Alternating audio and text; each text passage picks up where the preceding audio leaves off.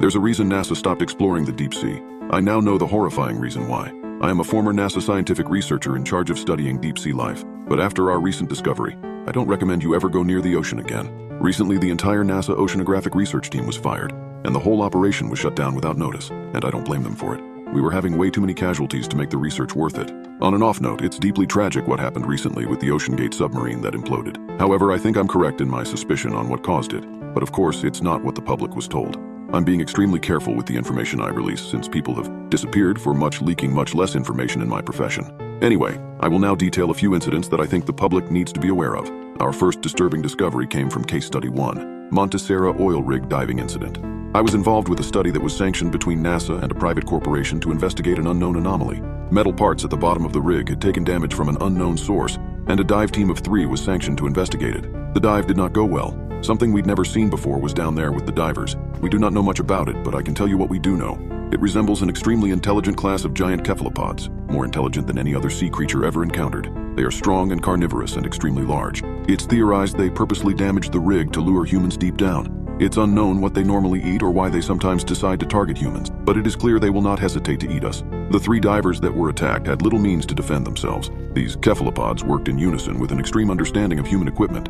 One cephalopod removed a diver's air tank from his back while another removed his fins. Their tentacles have extreme suction and can attach to any object. A second diver was choked by a cephalopod from behind as another created a distracting light display with its body, showing they had an understanding of how humans breathe. Note, they can flash and take on any color as it suits them, but normally they resemble a black-blue color, which is almost imperceptible at the deep depths that they live, and explains in part how they are able to avoid discovery.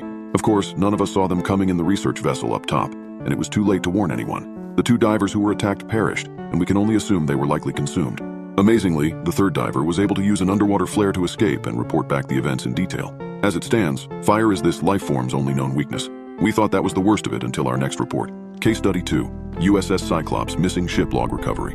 What began as a normal shipwreck investigation has arguably become one of the biggest cover-ups in history. The ship's location has not been released to the public, and I agree that it should be kept secret. The beings that took that ship down should be avoided at all costs. To this day, the public does not know anything other than that a US ship disappeared. Perhaps these creatures can be blamed for other missing ships, though we cannot prove that.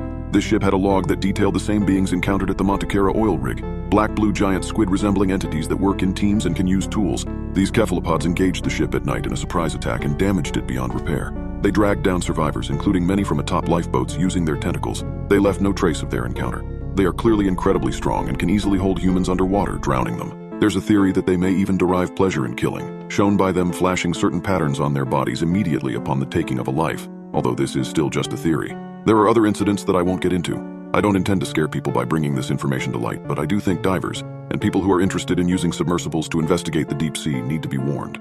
These creatures normally stay in very, very deep water, and there's only a few incidents of human interaction. For the common person, they generally pose no threat.